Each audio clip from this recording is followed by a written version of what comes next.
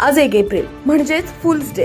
दरवर्षी या दिवशी लोक एकमेकांना फसवून एप्रिल फुल बनवतात। या दिवशी एकमेकांची चेष्टा मस्करी करत विनोद केले जातात। अनेक जण हा दिवस साजरा करताना खोड काढतात आणि फसवण्याचा प्रयत्न करतात। राष्ट्रवादी काँग्रेस पार्टी शरदचंद्र पवार पक्षाच्या महिला प्रदेशाध्यक्षा रोहिणी खडसे यांनी एक व्हिडिओ करत सरकार डिवचले आहे।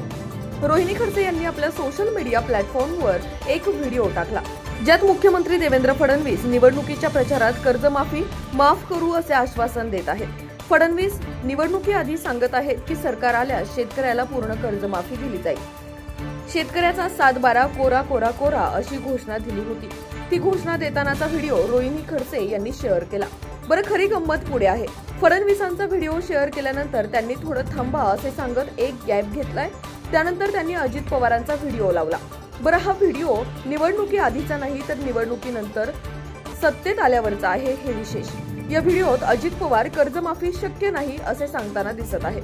ते म्हणत आहेत, आजची तारीख किती आहे ते पहा आणि तुमचे हप्ते वेळीच बँकेत भरा। यावरून मुख्यमंत्री आणि 2 उपमुख्यमंत्री जनतेची कशी फसवणूक करत आहेत हे रोहिणी खडसे यांनी दाखवले आहे। रोहिणी खडसे आपल्या पोस्टमध्ये म्हणाल्या की शेतकरी कर्जमाफी, महिलांना 2100 रुपये, महाराष्ट्रात सुख व शांती, 15 लाख रुपये, अच्छे दिन असं सांगत त्या लिहितात, मतदारांच्या डोळ्यात फेकली धूळ, भाऊ भाई दादा म्हणतात एप्रिल फुल अशा पद्धतीची पोस्ट करत त्यांनी महायुतीला डिवचण्याचा प्रयत्न केला। त्यांची ही पोस्ट सध्या चांगलीच व्हायरल होत आहे। शिवाय ती एक चर्चेचा विषयही ठरली आहे।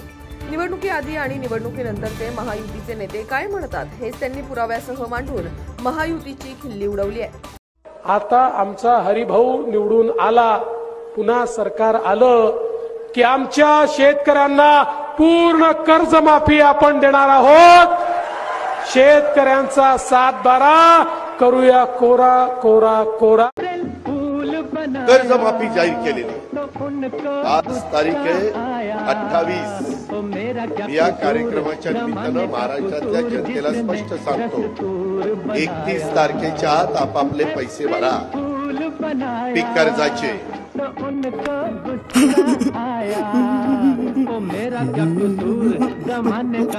एप्रिल फूल बनाया।